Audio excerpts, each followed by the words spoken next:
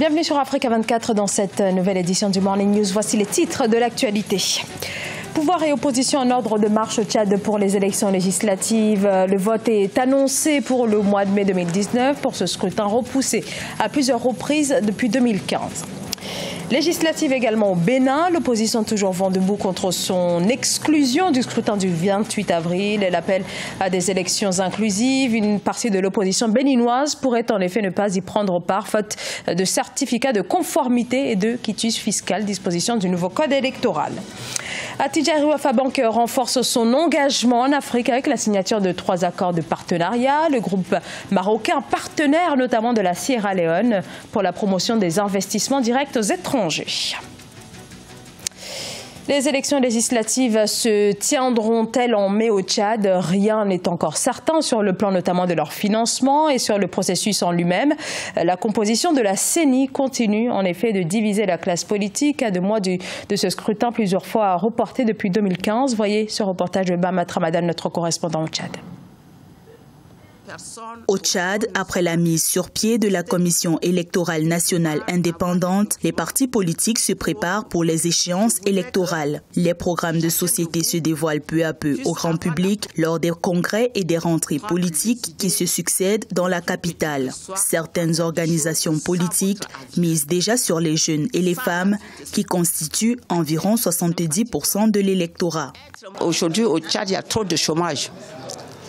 Et les jeunes n'arrivent pas à se retrouver. Donc pour faire le pari de la jeunesse et de la femme, c'est le travail. Quand un homme ne travaille pas, c'est un homme mort. Mais le travail, c'est la santé. Donc au sein du parti, nous allons innover des projets. Il faudrait que l'État puisse subventionner l'agriculture, l'élevage. Les partis politiques de l'opposition aussi ne comptent pas se laisser surprendre par les échéances électorales. Ces derniers jours, les alliances se forment à tous les niveaux et les sensibilisations des militants à l'intérieur du pays s'accentuent. Nous, c'est d'abord les mandats électifs. On va aller à l'assaut de l'Assemblée nationale pour faire des bonnes lois et on va investir les communes pour pouvoir aider nos parents de manière assez rapprochée. Et nous avons, dans l'ordre de notre entrée, vous vous souvenez bien, on a dit que si l'opposition peut se faire une unité autour du prêt, notre ambition c'est de mettre le parti au pouvoir en minorité à l'Assemblée. Pour rappel, bien que déjà contesté par certains partis de l'opposition, le président de la nouvelle Commission électorale nationale indépendante a été désigné ce 25 mars 2019 par les membres du cadre national de dialogue politique. Kémy Séba continue de dénoncer son expulsion de la Côte d'Ivoire. C'était ce jeudi lors d'une conférence de presse dans laquelle le militant anti-franc CFA a critiqué l'attitude des autorités ivoiriennes, mais aussi celle de son pays d'origine, le Bénin, qu'il a interpellé dès son arrivée dans la capitale Cotonou. Reportage Lefty Ounou. L'activiste Kémy Séba, qui milite notamment contre le franc CFA, compte porter plainte contre l'État ivoirien et le ministre béninois de l'Intérieur, Saka Lafia. Président de l'ONG Urgence panafricaniste et chantre de la souveraineté monétaire des pays ayant en partage le franc CFA, il dit avoir été expulsé de la Côte d'Ivoire parce qu'il serait une menace à l'ordre public. Au Bénin, il sera interpellé puis relâché après des échanges avec le ministre de l'Intérieur. Je dis aux autorités béninoises qui ont reçu les ordres, puisque je les ai suivis en direct, de l'ambassade de France et de la Côte d'Ivoire, qui est un peu leur parrain sur le terrain de la France-Afrique, en Afrique francophone, faites attention aux menaces que vous lancez aux panafricanistes. La jeunesse africaine suit pas à pas chaque chose qui est faite contre nous. Kémy Séba estime avoir été menacé aussi bien en Côte d'Ivoire qu'au Bénin. Il entend enclencher des actions judiciaires contre les autorités ivoiriennes et béninoises. En septembre 2018, il avait été déjà expulsé du Sénégal vers la France pour avoir brûlé publiquement un billet de 5 000 francs CFA. Dans les temps à venir, sans doute, il y aura une démarche juridique qui sera engagée à la fois contre l'expulsion de Côte d'Ivoire, parce que pendant longtemps, on n'a pas été procédurier. En terre ivoirienne, Le leader de l'ONG Urgence panafricaniste avait rencontré plusieurs personnalités et autres artistes engagés partageant son combat, notamment la star de la musique reggae Alpha Blondy. Pour rappel, Kami Seba a récemment annoncé la création du parti panafricaniste béninois PPB lors d'un rassemblement organisé le 19 janvier 2019 à Cotonou. À un mois des élections législatives, le Bénin toujours dans l'impasse politique. Aucun consensus n'a été trouvé. Les deux principaux partis d'opposition, au premier rang desquels les FCBE de l'ancien président Thomas Boniaï, demeurent écartés des élections législatives du 28 avril. Une décision qui provoque depuis des semaines une levée de boucliers au sein de l'opinion publique, de la société civile et bien sûr de l'opposition qui exhorte le pouvoir à des élections inclusives. Reportage notre correspondant Lefti Ounou. Le Parlement béninois peine à trouver une solution consensuelle pour la bonne tenue des législatives du 28 avril 2019. Plusieurs partis politiques des rangs de l'opposition sont exclus pour non-délivrance des quitus fiscaux et du certificat de conformité à la charte politique. Une pièce non prévue par la loi, mais exigée par la Cour constitutionnelle depuis le 1er février 2019.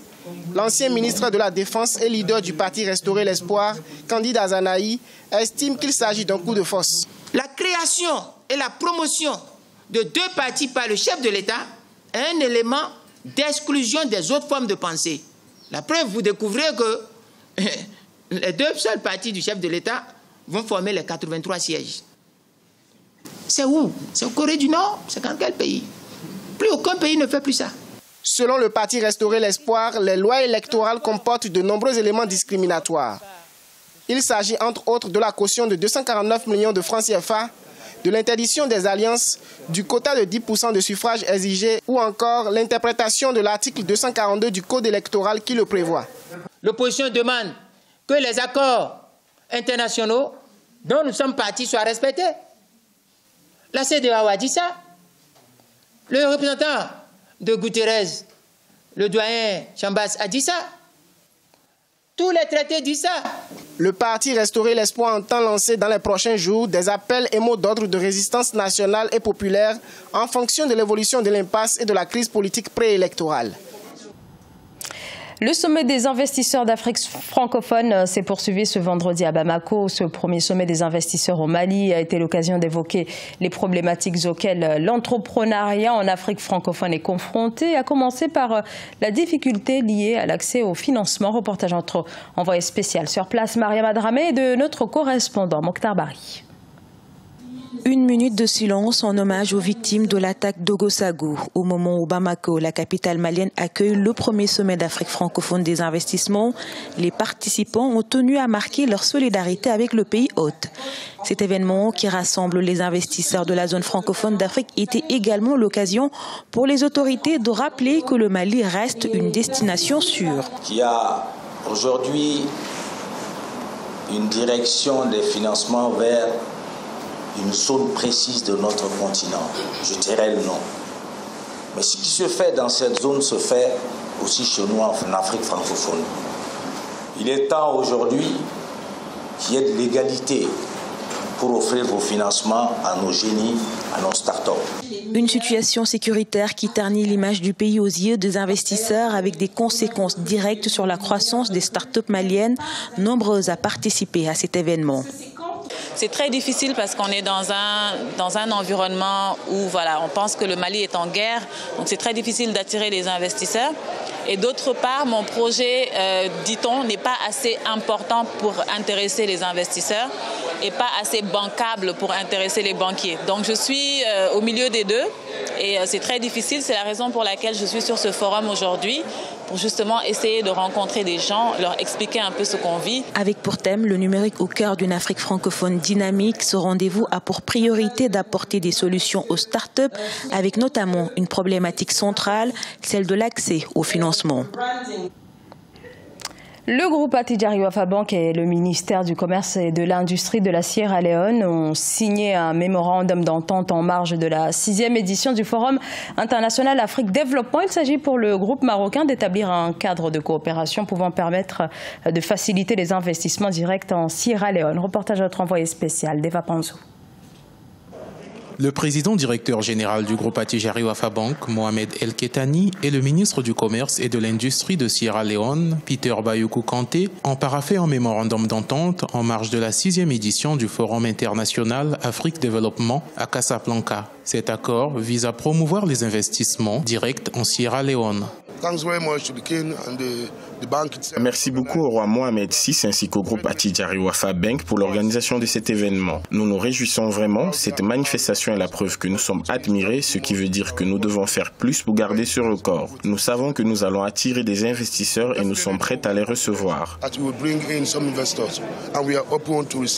Le protocole d'accord prévoit plusieurs axes de coopération. Il engage les deux parties à conjuguer leurs efforts pour œuvrer à la promotion de l'investissement en Sierra Leone à travers la mise en avant de ses atouts économiques. Il vise aussi à encourager à la création de projets entre investisseurs sierra-léonais et ceux issus des pays de présence du groupe Attijari Wafa Bank. En tant qu'Africains, nous devons collaborer entre nous dans les affaires et dans tout autre domaine, ainsi nous serons plus efficaces. La Sierra Leone, grâce à son leadership, s'est définitivement engagée à ouvrir ses portes aux opérateurs économiques intéressés à y investir. Les deux parties entendent également mener des actions de promotion commune et de se donner mutuellement un accès aux divers événements organisés par chaque partie. La conclusion de ce mémorandum d'entente consolide l'esprit de partenariat et la volonté du groupe Attijari Wafa Bank d'accompagner la Sierra Leone dans son engagement au service d'une Afrique qui avance. Ce journal a été réalisé par l'ensemble de la rédaction. Merci de votre fidélité. Dans un instant, une nouvelle édition de l'actualité sur Africa 24.